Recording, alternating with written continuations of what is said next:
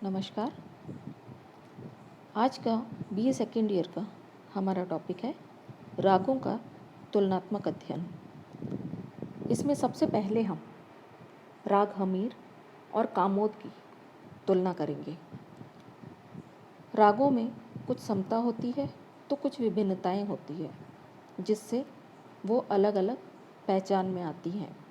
तो पहले हम इन दोनों रागों की समानता की बात करते हैं। दोनों राग प्राचीन ग्रंथकारों और आधुनिक संगीतज्ञों द्वारा बिलावल थाट जन्य माने जाते हैं। चूँकि इसमें शुद्ध मध्यम का प्रयोग होता है तो कुछ लोग इसे बिलावल थाट का मानते हैं, किंतु कुछ विद्वानों द्वारा दोनों ही कल्याण थाट के माने जाते हैं। चूँकि इसमें तीव्र म का भी प्रयोग अल्प रूप में होता है, तो कुछ विद्वान इस राग को कल्याण थाट का मानते हैं। सेकंड है, दोनों रागों में दोनों मध्यम तथा अन्य स्वर शुद्ध लगते हैं। तीव्र म का प्रयोग अल्प रूप में होता है। दोनों मध्यम एक ढंग से ही दोनों रागों में प्रयोग किए जाते हैं। जैसे आरोह में पंचम के साथ तीव्र म का प्रयोग होगा, परंतु आरोह अवरोह दोनों में शुद्ध म भी लगता है। पंचम के साथ तीव्र म का प्रयोग होगा, उसके अलावा बाकी सभी जगह पर शुद्ध मध्यम का प्रयोग होता है। राग की रंजकता को बढ़ाने के लिए दोनों में कोमल निषाद का अल्प प्रयोग अवरोह में समान ढंग से होता है। कई रागें ऐसी होती हैं जिनमें वह स्वर लगता तो नहीं है, परंतु राग की रंजकता या सुंदरता को बढ़ाने के लिए उसे अल्प रूप में प्रयोग में लेते हैं। इसलिए इसमें कोमल निषाद अवरोह में अल्प रूप में लिया गया है। दोनों का गायन समय रात्रि का प्रथम प्रहर माना गया है। दोनों रागों का गायन समय एक ही है। दोनों के अवरोह में गंधार स्वर वक्र रूप में प्रयोग किया जाता है। नेक्स्ट है ग म प ग म रे सा म प ध प तथा ताड़ सप्तक का सा, फिर ताड़ सप्तक का सा, ध और प स्वर समूह।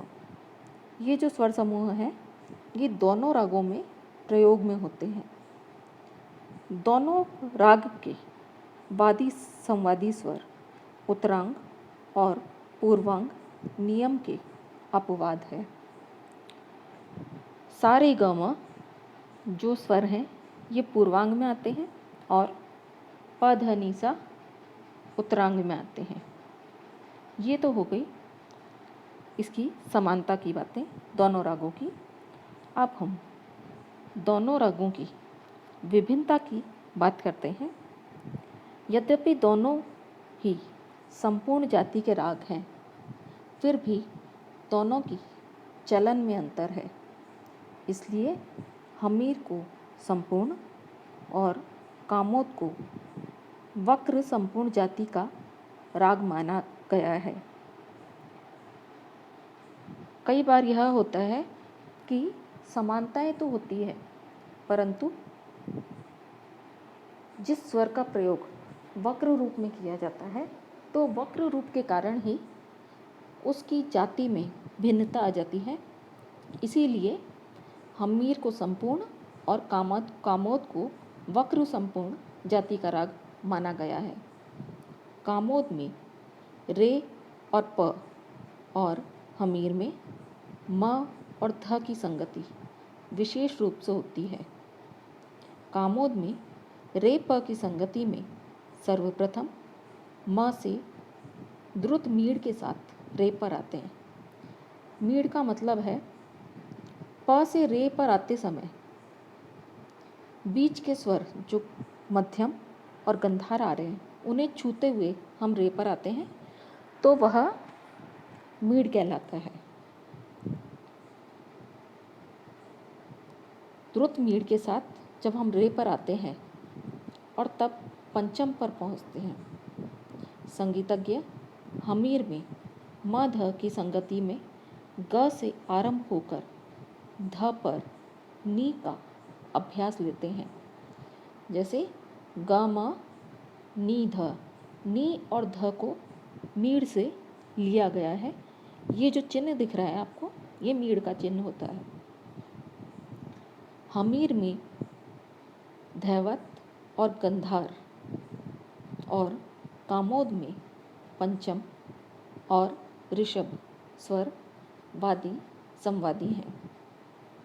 कामोद में निषाद अल्प रूप में प्रयोग में होता है, किंतु हमीर में यह पूर्ण रूप से प्रयोग होता है। राग हमीर के आरोह में गंधार अथवा मध्यम से ऊपर जाते समय या तो पंचम वर्जित कर दिया जाता है और या उसे वक्र में प्रयोग करते हैं, अर्थात अल्प रूप में। किंतु कामोद में पंचम स्वर पर अभ्यास किया जाता है, अर्थात न तो पंचम वर्जित किया जाता है और न ही उसे वक्र रूप में प्रयोग किया जाता है। पंचम स्वर का उल्लंघन नहीं किया जाता कामोद स्वर राग में। नेक्स्ट है गंधार स्वर हमीर राग के केवल अवरोह में और कामोद के आरोह व अवरोह दोनों में वक्र रूप में प्रयोग किया जाता है। अर्थात राग हमीर में जब हम आरोह लेते हैं तो वह पूर्ण रूप से होता है और अवरोह लेते समय गंधार को वक्र रूप में लिया जाता है और कामोद के आरोह और अवरोह दोनों में ही इसे गंधार स्वर को वक्र रूप में प्रयोग किया जाता है।